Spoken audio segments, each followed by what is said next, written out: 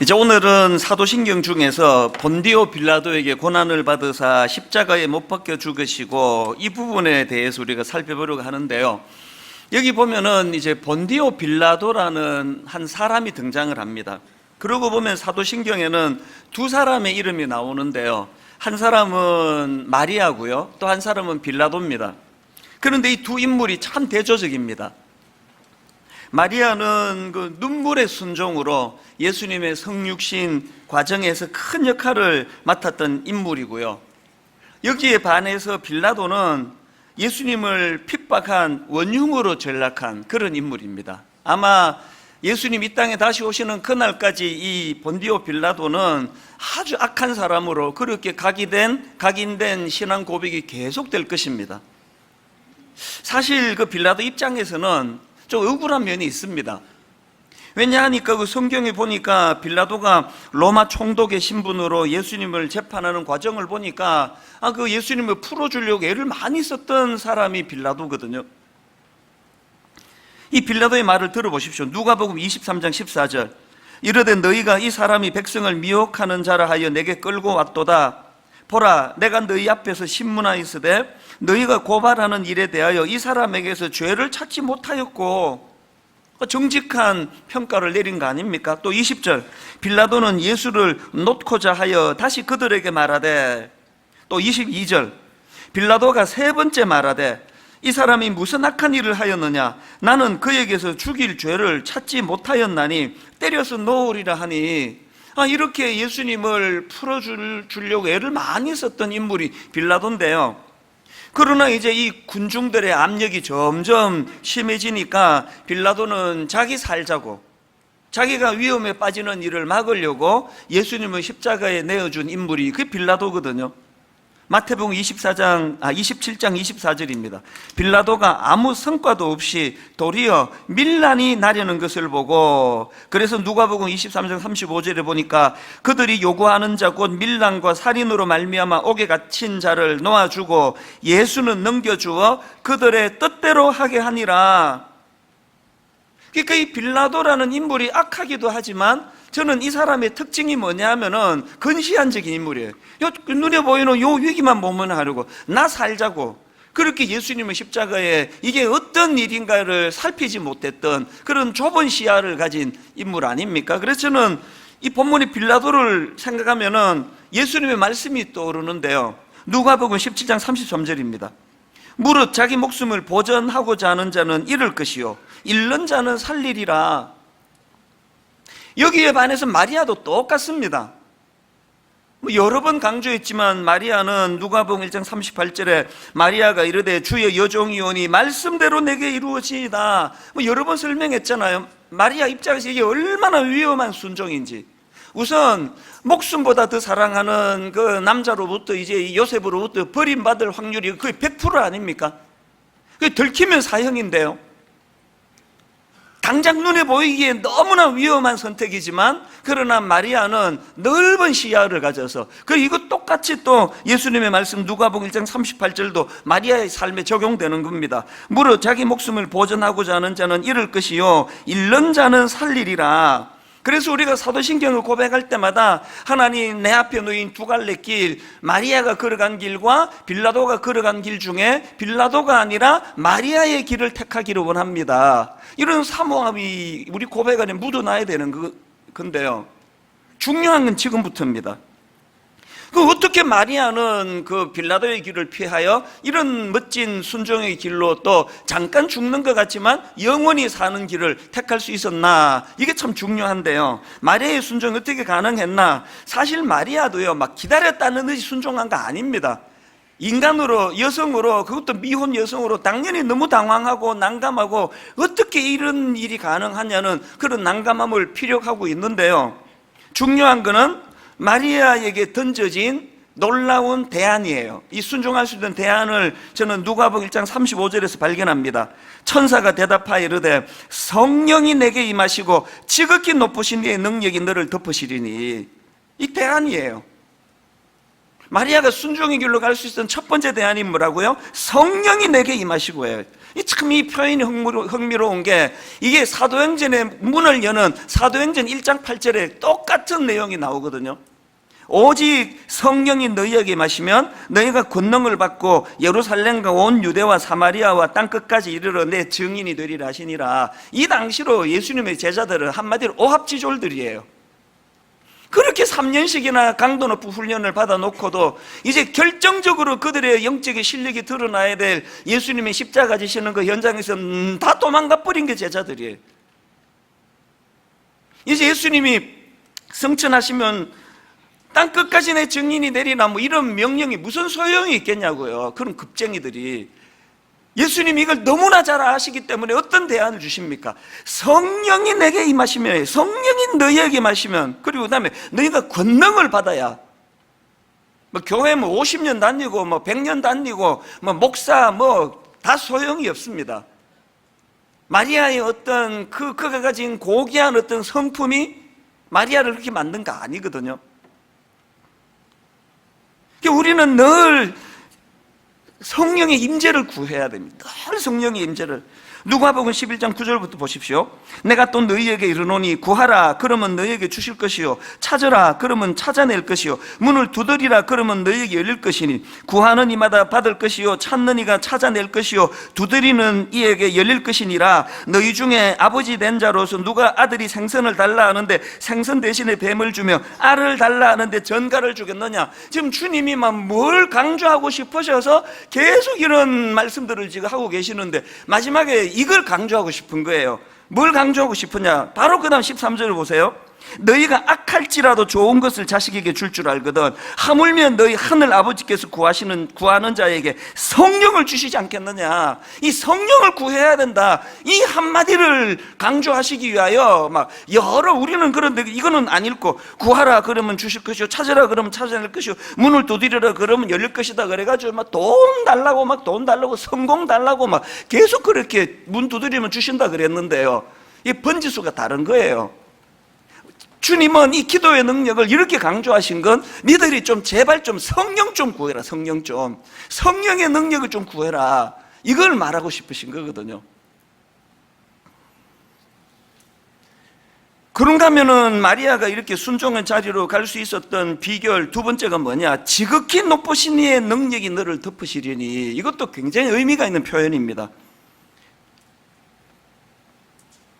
여기 누가복음 1장 35절에 나오는 천사가 대답하여 이르되 성령이 내게 임하시고 지극히 높으신 이의 능력이 너를 덮으시리니 이름으로 나실 바 거룩한 이는 하나님의 아들이라 일컬어지리라. 여기 지금 나신 예수 그리스도의 이 땅에 오심을 지금 그 지극히 높으신 이의 능력이 너를 덮으시리니와 대조해서 이 말씀이 나오는 포인트가 뭐냐 하면은요, 하나님께서 천지를 창조하시는 과정에서 이 표현이 나오거든요.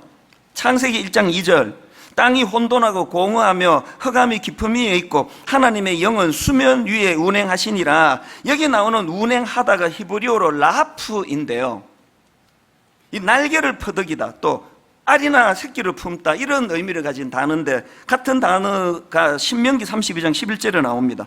마치 독수리가 그 보금자리를 뒤흔들고 새끼를 위에서 퍼득이며 날개를 펴서 새끼를 받아 그 날개 위에 업어 나르듯이 여기 나오는 퍼득이며가 라하프인데요, 하나님께서 천지를 창조하시는 과정에서 하나님의 영은 수면 위에 운행하시니라 라하프예요. 이거와 마찬가지로 죄로 죽어버린 영혼들을 구원하는 이 땅에 오신 예수 그리스도의 생명 사역을 위한 성육신에 사용된 그 같은 표현이, 라프와 같은 표현이 지극히 높으신 이의 능력이 너를 덮으시리니에요. 생명을 살리는 일에 쓰임받기를 원하십니까? 우리 기독교는요, 맨 땅에 헤딩하는 종교 아닙니다. 막 무대뽀랑 밀어붙이고 막 안 되면 되게 하라, 그런 종교가 아니에요. 우리 신앙생활은 첫째, 성령의 임재를 갈망하는 거예요. 성령의 임재, 성령님 임하여 주시기 원합니다. 둘째, 지극히 높으신 이의 성령이 저를 덮어주시기 원합니다. 내버려두면 저는 이 어미 독수리가 돌봐주지 않으면 언제 떨어져 죽을지도 모르는 그 새끼 독수리 같은 존재입니다.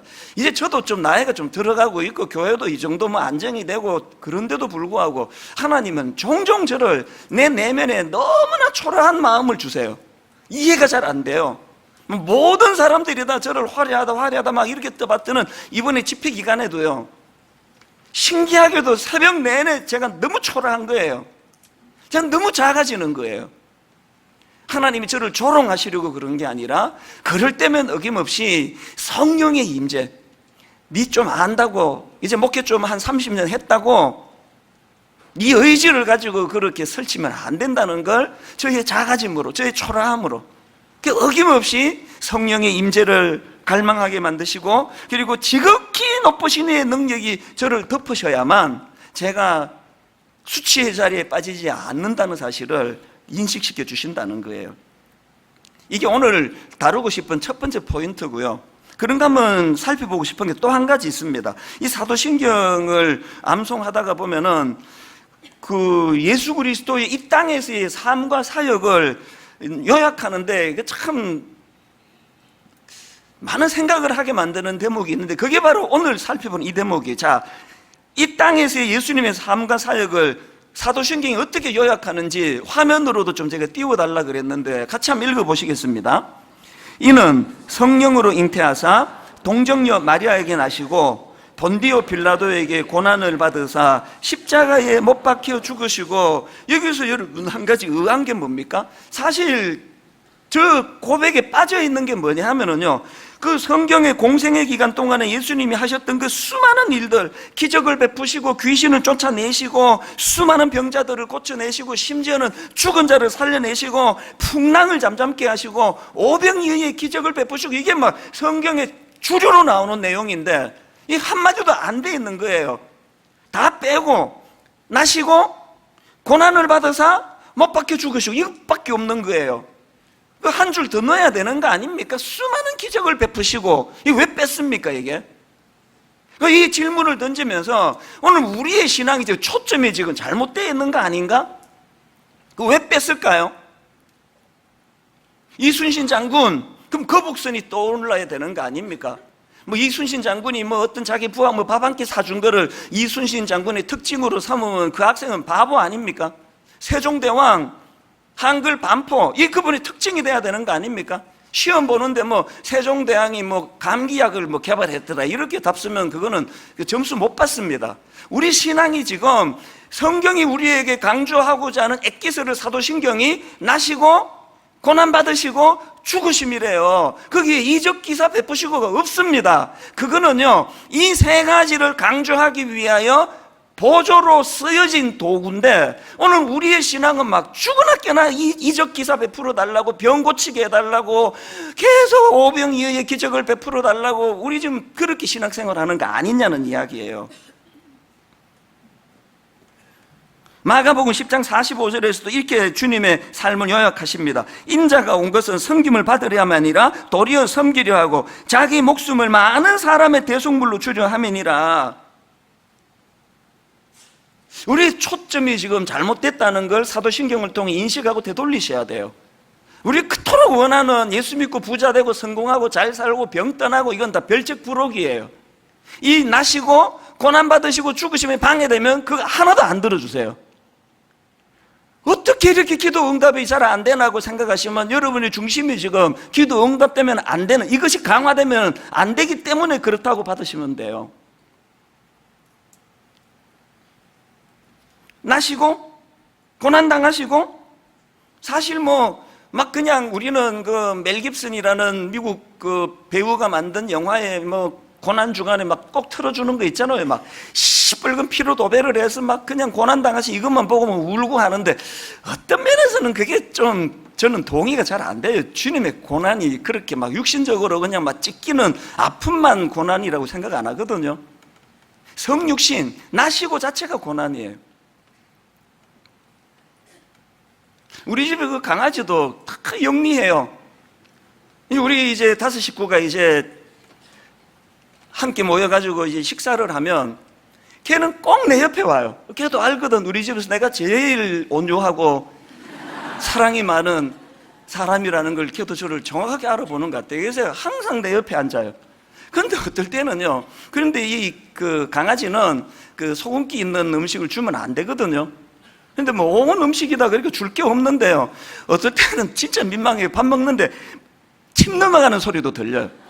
꿀꺽꿀꺽거리고 막 혀로 막 침이 고여가지고 그렇게 막 침 넘어가는 소리도 내고 계속 그렇게 음식을 먹고 싶어 하면은요, 내가 몇 번이나 밥 먹다가 말했습니다.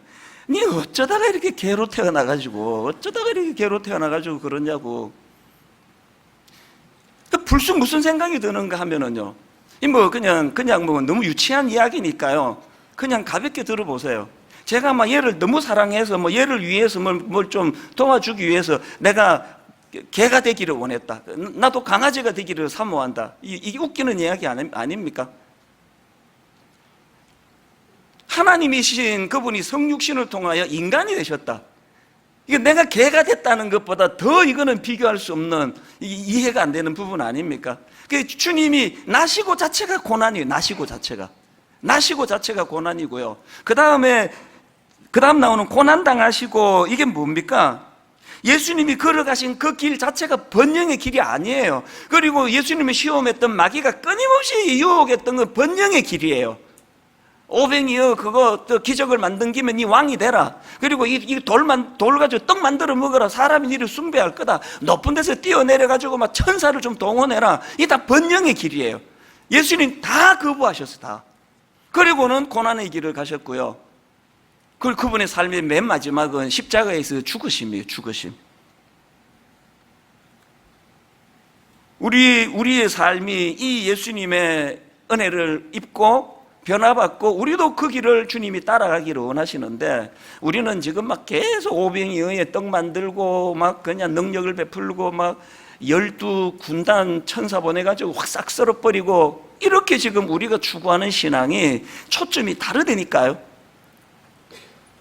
막 계속 막 예수님 이름 동원해서 내가 아버지 저 인간 라이벌을 막 납작하게 만들어 주시기 원합니다, 이렇게 하고 복음으로 자기가 막 기어이 안 죽으려고 바둥바둥 거리니까 죽어야 복음의 능력이 나타나는데, 우리는요 이 십자가를 많이 묵상하셔야 돼요, 다른 어떤 것보다. 그럼 여기서 말하는 죽음은 어떤 죽음입니까? 하이델베르크 요리문답 39문에 이런 질문과 답이 있습니다. 질문: 예수님께서 다른 방법이 아니라 십자가에 달려 죽으셨다는 것이 그렇게도 중요합니까?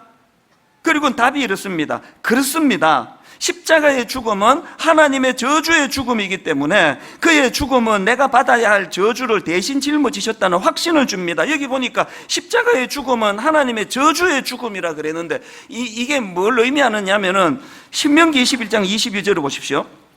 사람이 만일 죽을 죄를 범함으로 내가 그를 죽여 나무 위에 달거든 그 시체를 나무 위에 밤새도록 두지 말고 그날에 장사하여 내 하나님 여호와께서 내게 기업으로 주시는 땅을 더럽히지 말라. 그 다음 보세요. 나무에 달린 자는 하나님께 저주를 받았음이니라. 이게 무슨 말씀인가 하면은요, 그 당시에 이스라엘 백성들이 그 끔찍한 흉악한 짓을 저지른 그런 자들을 이제 사형을 내립니다. 그럼 시체가 남잖아요.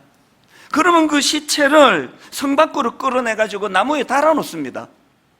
이건 어떤 행위인가 하면은 이 하나님께 그 탄원의 의미예요. 하나님, 이놈이 그 죽을 짓을 한 인간이어서 우리가 육신을 죽였다는 거예요. 그 육신을 사형시켰는데, 육체의 형벌을 내렸는데 뭐 그 이상은 아무것도 못하잖아요. 그래서 이제 왜 나무에 달아놓느냐? 하나님께서는 우리가 이 죽을 짓을 저지른 이 인간을 그 육신의 형벌을 가해 죽였는데, 하나님께서는 이 인간의 영혼에 대해서도 형벌을 내려주십시오.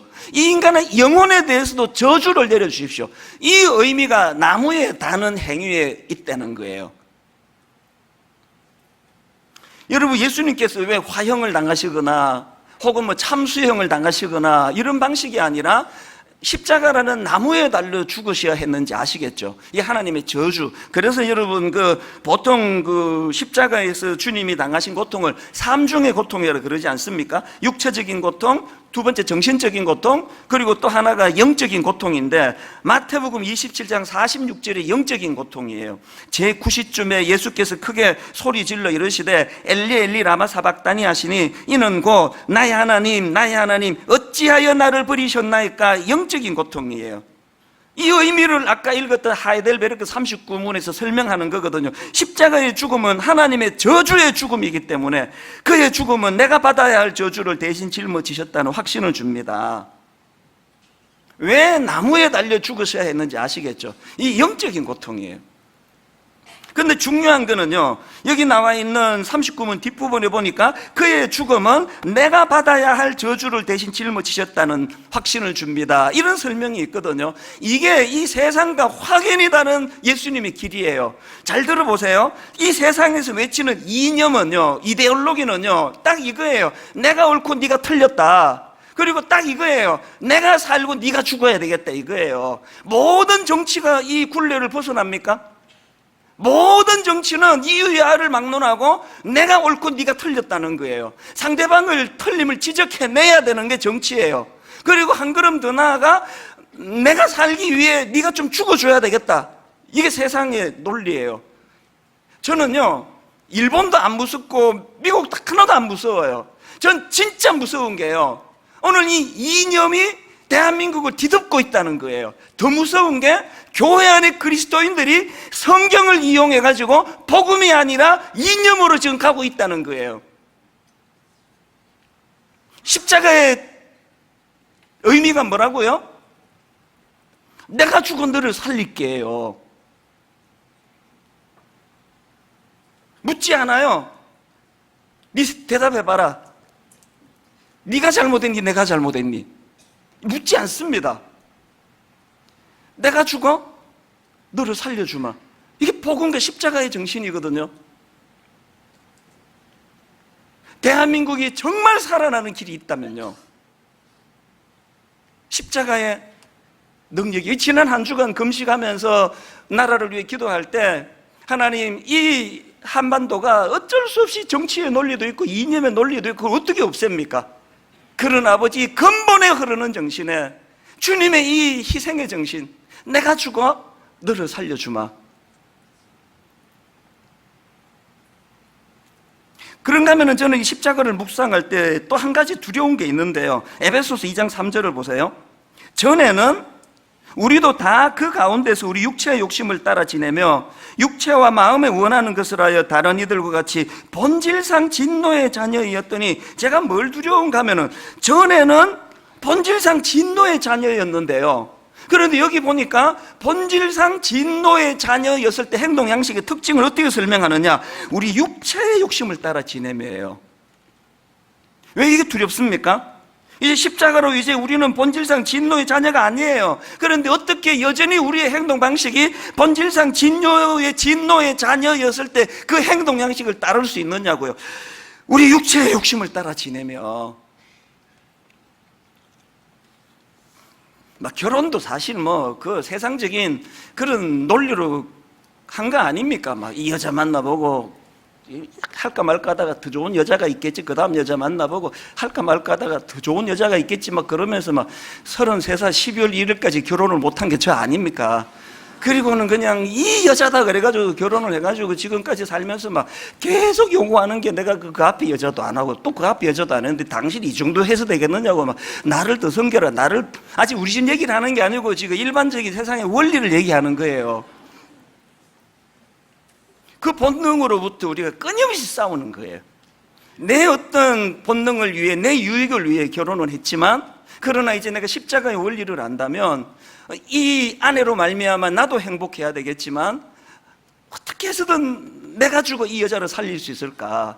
어떻게 내가 희생해서 내 아내를, 내 자녀를 살릴 수 있을까? 이 동시에 고민해야 되는데, 여전히 우리는 예전의 습성인 십자가의 원리로 이제 본질상 진노의 자녀가 아님에도 불구하고 여전히 육체의 욕심을 따라 막 끊임없이 요구하고, 당신은 왜 이것밖에 안 되느냐고, 돈은 이것밖에 못 벌어다 주느냐고, 왜 날 사랑한다는 표현 이렇게 안 하느냐고 막 계속 요구하고 이걸로 안 채워져가지고 막 다른 여자도 기웃거리고 외도도 하고, 계속 우리 행동의 양식이 여전히 본질상 진노의 자녀의 양식이면 안 되잖아요. 어떻게 해야 됩니까? 이런 생각을 하는데, 오늘 새벽에 문득 하나님이 제 마음에 찬양이 저를 너무나 마음을 뜨겁게 했는데요, 찬송가 415장에 여기 제가 이 찬양이 하도 오래전에 불러가지고 이제 악보를 보지 않고는 잘 못 부를 정도의 찬송가 415장이 이 찬양이에요. 십자가 그늘 아래 나 쉬기 원하네. 저 햇볕 심이 뜨겁고 또 짐이 무거워. 이 광야 같은 세상에 늘 방황할 때에 주 십자가의 그늘에 내 쉴 곳 찾았네. 십자가 은혜를 이렇게 잘 설명해 놓은 부분이 쉽지가 않습니다. 우리 인생이 어떤 인생이라고요? 저 햇볕 심이 뜨겁고 또 짐이 무거워. 이 광야 같은 세상에 늘 방황할 때에, 이게 인생 아닙니까? 저 햇볕 심이 뜨겁고 또 짐이 무거워. 이 광야 같은 세상에 늘 방황할 때에 주 십자가의 그늘에 내 쉴 곳 찾았네. 이 은혜가 너무너무 감격이 됐는데, 문득 눈이 어디로 연결이 되느냐, 2절 가사로 눈이 옮겨가는 거예요. 내 눈을 밝히 떠서 저 십자가 볼 때 날 위해 고난 당하신 주 예수 보인다. 그 형상가 볼 때 내 맘에 큰 찔림 받아서 그 사랑 감당 못하여 내 눈물만 흘리네. 이 세상살이에 너무너무 어려움을 당하고 고통을 당하고 저 햇볕 심이 뜨겁고 짐이 무거워 이 광야 같은 세상에 방황할 때 주님이 십자가 지심으로 말미암아 그늘을 제공해 주신 그 은혜가 내게 용솟음쳐 너무너무 감격했는데, 눈을 밝히 떠 십자가를 보니 이 일이 가능하도록 죄 없으신 주님께서 날 위해 고난당하신 주 예수 보인다. 그 형상 볼 때 내 마음에 큰 찔림 받아 그 사랑 감당 못하여 눈물만 흘리네. 이 십자가의 감동이 회복이 될 때 그 은혜가 흘러가지고 내 아내에게도 흘러가는 거예요. 저 결혼한 지 한 30년 가까이 되면서 요즘이 가장 행복하거든요. 신혼 때는 믿음이 없어서 많은 걸 요구했습니다. 이것도 고쳐주면 좋겠다, 이것도 고쳐주면 좋겠다, 당신 이건 좀 약한 것 같다고. 요즘에는요, 십자가의 사랑이 제게 조금 스며드나 봐요. 제 아내의 약점 모두가 다 불쌍해요. 제 아내가 보여주는 약점이 전부 다 긍휼이에요. 지적하기 전에 그게 같이 아픈 거예요. 육신의 연약함을 저에게 주지 않으시고 아내에게 주시는, 그래서 저는 여전히 목회하는데 지장을 받지 않도록 하시면서 십자가의 사랑이 어떤 것인가에 대하여 제 아내에게 퍼부어 주기를 원하신다고 저는 이번 일을 그렇게 해석을 하거든요. 그리고 지난 한 주 내내 눈물이 날 정도로 많은 분들의 커밍아웃이 있었습니다. 사실은 목사님, 저도 이런 아픔이 있었습니다. 저도 같은 수술을 했습니다. 수많은 성도들의 눈물을 보면서 하나님이 성육신, 주님이 인간이 되심의 이 고통이 인간의 연약함을 긍휼로 받아주시는 그 사랑으로 성화되는 것이 목사인 저의 삶에도 구현되기를 원합니다. 이 십자가예요. 이런 차원에서 여러분, 우리가 그 사도신경을 고백할 때마다 스스로에게 두 가지 질문을 던져야 됩니다. 내 삶에서 첫째가, 내 삶에서 이 십자가 중심의 신앙생활이 이루어지고 있는가? 다시 말씀드립니다. 오병이어 풍랑을 잠잠케 하심, 죽은 나사로를 살리심, 이거 우리가 믿는 복음의 주류 아니에요. 이거 별책 프록이에요. 우리 믿음의 중심은 십자가의 십자가. 나시고 고난당하시고 죽으심. 그래서 오늘 본문 갈라디아 6장 14절을 보십시오. 그러나 내게는 우리 주 예수 그리스도의 십자가 외에 결코 자랑할 것이 없으니 그리스도로 말미암아 세상이 나를 대하여 십자가에 못 박히고 내가 또한 세상을 대하여 그러하리라. 마이클 고먼이라는 분이 삶으로 담아내는 십자가라는 책을 썼는데 그 책에 보니까 고린도전서 2장 2절을 그 원어로 잘 설명한 걸 제가 봤거든요. 고린도전서 2장 2절에 이런 내용입니다. 내가 너희 중에서 예수 그리스도와 그가 십자가에 못 박히신 것 외에는 아무것도 알지 아니하기로 작정하였으며, 여기 나오는 예수 그리스도와 이거를 이 원어로 보면은 여기 나오는 예수 그리스도와 이거를요, 그러니까 다시 말해 이렇게 번역하는 게 문맥상 더 낫다는 거예요. 그래서 제가 화면으로 그 이분의 번역대로 제가 화면에 띄워드렸는데 잘 보십시오. 고린도전서 2장 2절, 내가 너희 중에서 예수 그리스도 그러니까 다시 말해 십자가에 못 박히신 것 외에는 아무것도 알지 아니하기로 작정하였습니다. 뭘 강조하고 싶은지 아시겠죠? 여러분, 오병이어의 그 달콤함이 여러분은 이 십자가를 의지하는 데 방해가 되십니까? 여러분 머리에서 오병이어를 지워버리시기를 바랍니다. 위기 중에 있는 제자들을 풍랑을 잠잠케 하시며 건져주신 그 사건이 여러분이 십자가를 중심에 두는 데 방해가 되면 여러분 뇌리에서 그 사건을 지워버리십시오.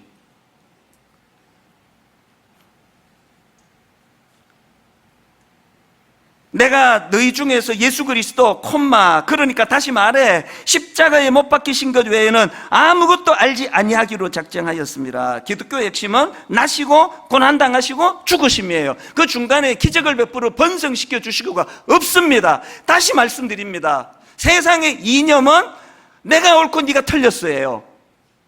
세상의 이념은 내가 살아야겠기에 네가 좀 죽어줘야 되겠다예요. 성경은 인용하는데, 성경의 논리로 껴맞추는데 가장 중요한 엑기스 핵심을 모르다 보니까 분명히 성경 구절로 껴맞추었는데 하고 싶은 말은 세상 이념이에요. 네가 이렇게 틀렸잖아. 네 이거 틀려먹은 거 알지? 내가 옳으니까 나 좀 보고 배우란 말이야. 이거 아닙니까? 이거 아닙니까? 부부 싸움할 때 믿음 좋은 부인이 왜 골치 아픕니까? 성경은 너무 많이 알아요. 당신 왜 틀렸는지 몇 장 찾아보라 그러고, 그래서 당신이 틀렸다고, 당신은 내 말 들어야 된다고. 인용은 성경을 인용하지만 세상의 이념을 부부관계에다가 끌어들이는 부인이에요. 그 사람은요, 성경 잘 몰라도요 핵심만 알면 되는 거 아닙니까? 나시고 고난당하시고 죽으심이에요. 그리고 다음 주 우리가 죽으면 다음 주에 하나님이 살려주세요. 이 신비를 경험하는 게 복음이거든요. 복음을 경험해 보셨어요? 죽어봤어야 뭐 복음을 경험하죠. 늘 복음 갖고 이겼는데, 난 항상 오른데. 다시 말씀드려요. 일본 하나도 겁 안 나요. 뭐가 겁납니까? 미국 우리 어떻게 하겠습니까? 진짜 두려운 건 한반도에 드리워진 이념의 그림자예요. 내가 옳고 네가 틀렸어? 내가 살고 네가 죽어야 되겠다? 그런가 하면은 두 번째로 우리가 사도신경을 고백할 때마다 드려야 될 질문이 하나 더 있습니다. 그것이 가능하도록, 첫 번째가 가능하도록 성령의 임재와 능력이 내 삶을 덮고 있는가? 여러분, 오늘 이찬수 목사 강연 들으러 오신 거 아니에요. 지금 여기에 성령의 강한 역사가 일어나거든요. 성령의 임재가 나타나고 있거든요. 지난주에요, 우리 하나님은 너무나 저에게 친절하신 분이에요. 이걸 너무나 설명하기 좋도록 편지가 한 통 왔습니다. 지난주 설교를 듣고 이렇게 시작합니다. 지난 주일에 하나님의 목소리를 전달해 주시는 목사님 설교를 듣고 몇십 년 동안 마음속 깊은 곳에 묻어둔 아픔에 대한 해답을 얻은 것 같아 흐르는 눈물을 주체할 수가 없었습니다. 저는 이 편지를 받고 의아함을 주체할 수가 없었어요.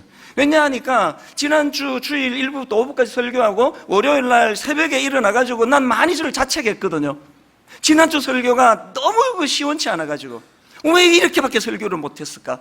왜 이 설명을, 쓸데없는 예화를 이렇게 길게 들었을까?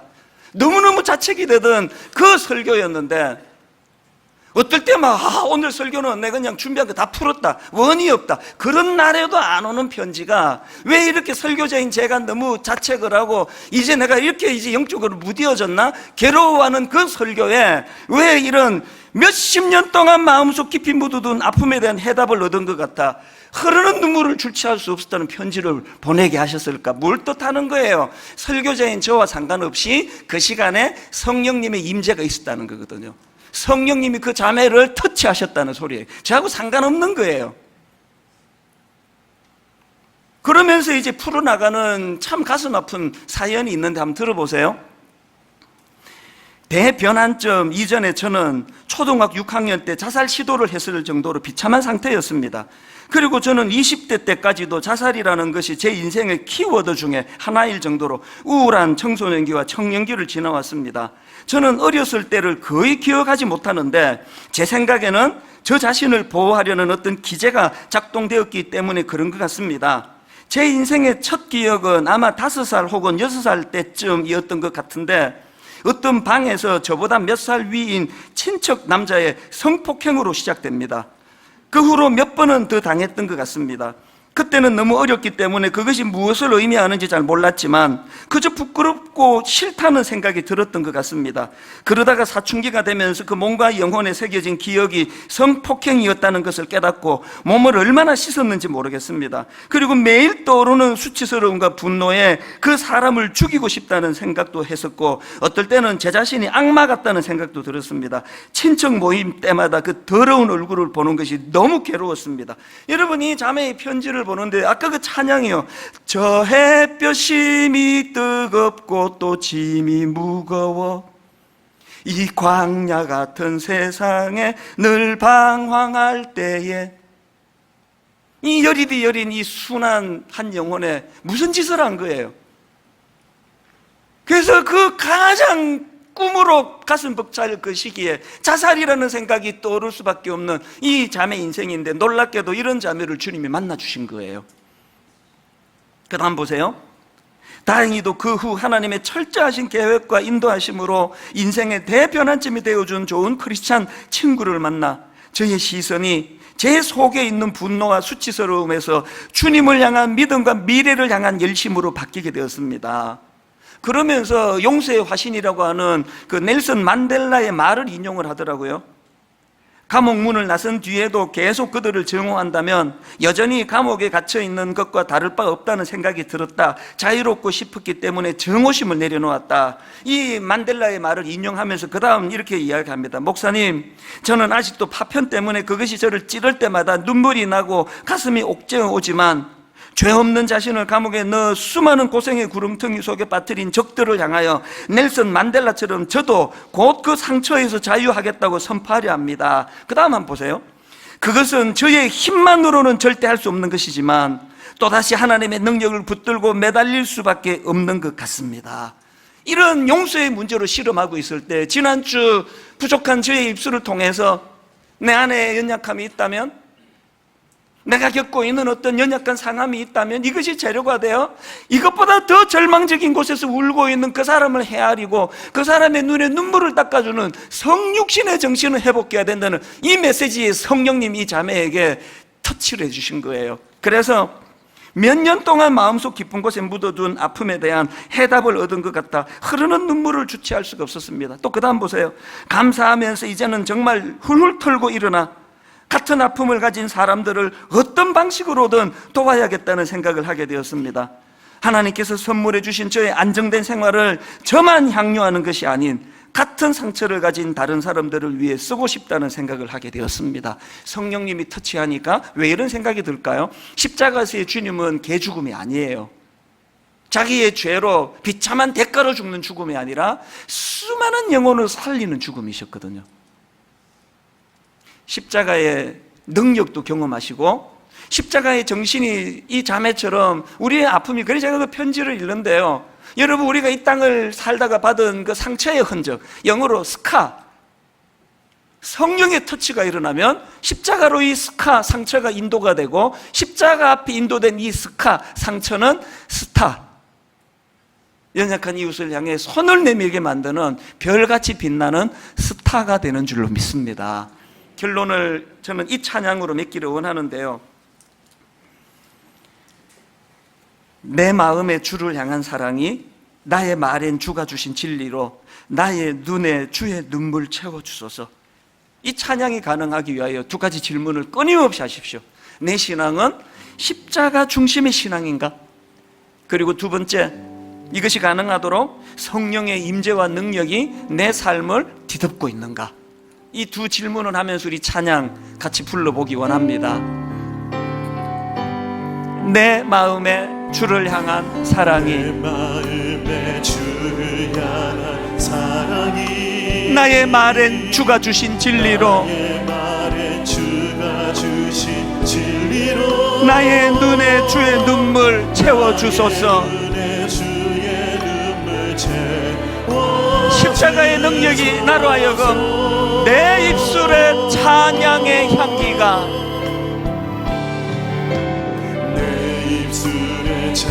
십자가의 능력이 나로 하여금 두 손에는 주를 닮은 섬김이 나의 삶에 주의 흔적 남게 하소서.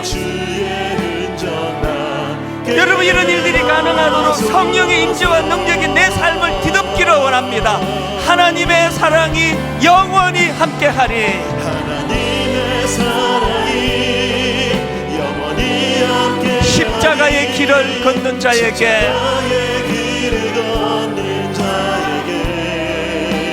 순교자의 삶을 사는 이에게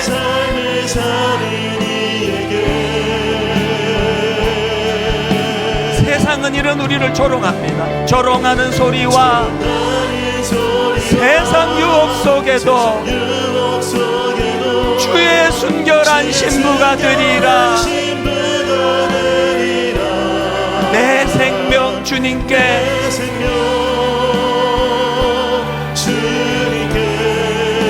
드리리. 우리 한 번 더 찬양 부르기 전에 저는 사모하고 또 사모합니다.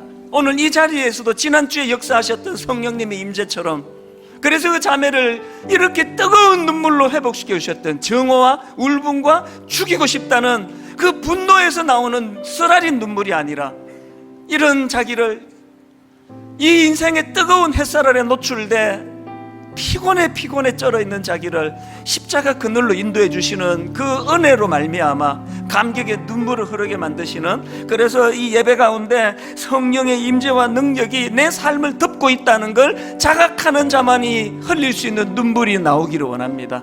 그리고는 이 자매처럼, 하나님, 내가 겪고 있는 이 스카, 이 치유되지 않은 내 영혼에, 내 몸에 새겨진 이 상처가 오히려 주님 손에 스타, 별처럼 빛나는 면류관이 될 수 있기를 원합니다. 성육신의 재료가 되기를 원합니다. 낮은 곳에서 울고 있는 그 한 사람의 눈물을 닦아주는데 내 아픔이 재료가 되게 하여 주시기 원합니다. 주 안에서 가장 쓰라린 실패가, 상처가 가장 빛나는 면류관이 될 수 있다는 역설, 이게 우리의 신앙의 기독교예요. 다시 한번 이 찬양 부를 동안에 이 두 가지를 사모합니다. 은혜 주시기 원합니다. 내 마음의 주를 향한 사랑이, 내 마음의 주를 향한 사랑이 나의 말엔 주가 주신 진리로 내 말엔 주가 주신 진리로 나의 눈에 주의 눈물 채워주소서. 주의 눈물 채워주소서. 내 입술에 찬양의 향기가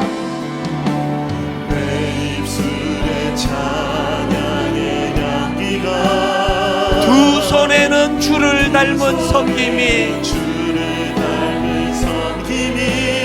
나의 삶에 주의 흔적 남게 하소서.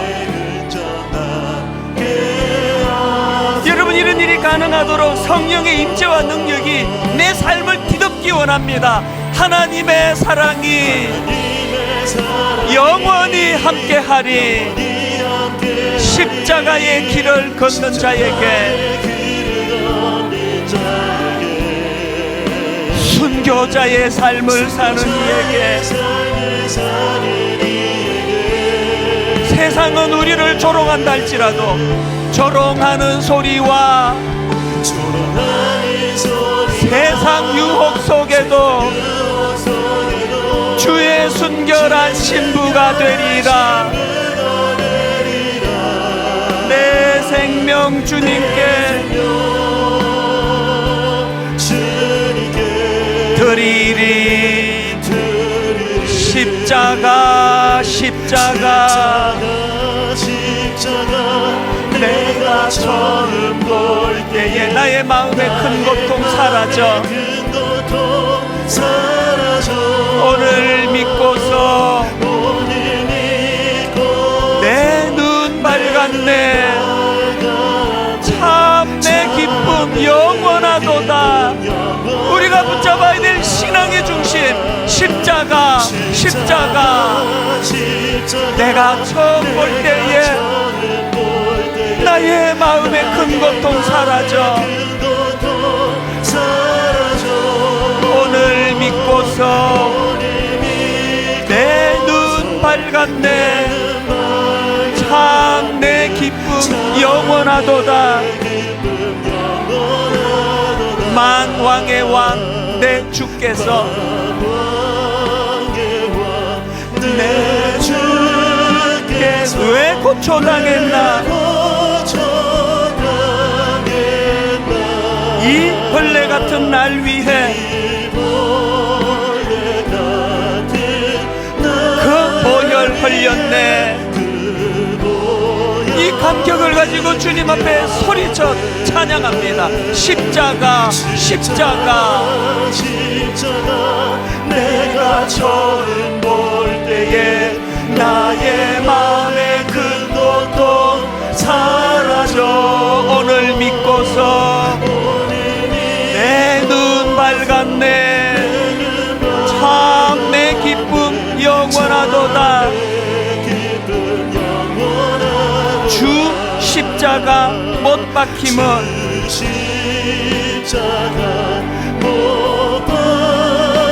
속죄함 아닌가.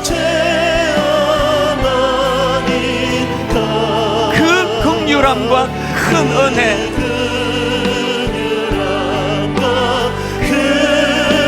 말할 수 없도다.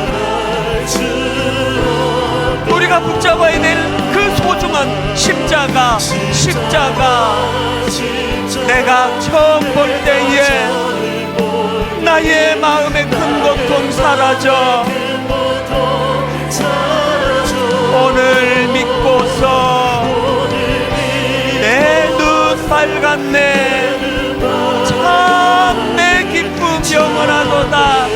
우리 모두 다 자리에서 일어나셔서 십자가 십자가 십자가. 내가 처음 볼 때에 나의 마음의 큰 고통 사라져. 오늘 믿고서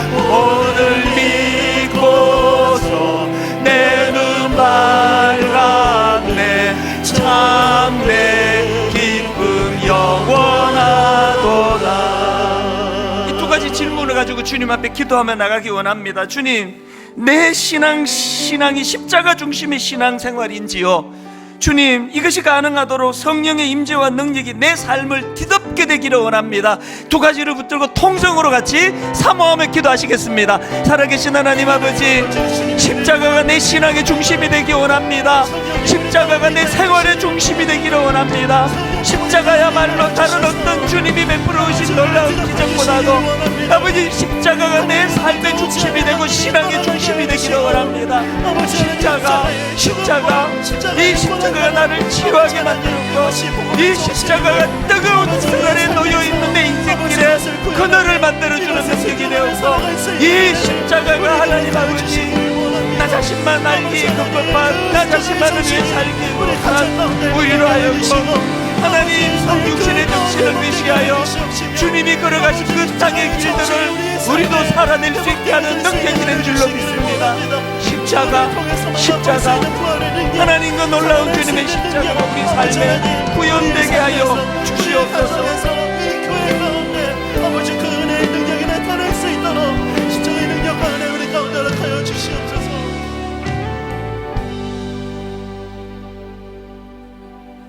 내가 그리스도와 함께 십자가에 못 박혔나니 그런즉 이제는 내가 사는 것이 아니요 오직 내 안에 그리스도께서 사시는 것이라. 이제 내가 육체 가운데 사는 것은 나를 사랑하사 나를 위하여 자기 자신을 버리신 하나님의 아들을 믿는 믿음 안에서 사는 것이라. 현대인들은 주님 끊임없이 외롭다고 하는데, 나를 알아주는 사람이 없다고 하는데, 사실은 나를 사랑하사 나를 위하여 자기 자신을 버리신 그 하나님의 아들 예수 그리스도, 그분을 믿는 믿음 안에서 내가 다시 살아날 수 있음을 말씀해 주시는 것을 기억하고, 이번 한 주간 그 주님과 연합한 삶, 성령님께서 내 삶을 온전히 뒤덮어 주시는 삶, 그래서 하나님 빌라도가 걸어간 수치의 그 길이 아니라 마리아가 선택한 그 놀라운, 지금 당장 죽는 것 같지만 영원히 사는 그 길을 선택한 마리아의 길을 선택하고 그 길을 뚜벅뚜벅 걸어가는 그런 한 주간이 되도록 인도하여 주시옵소서.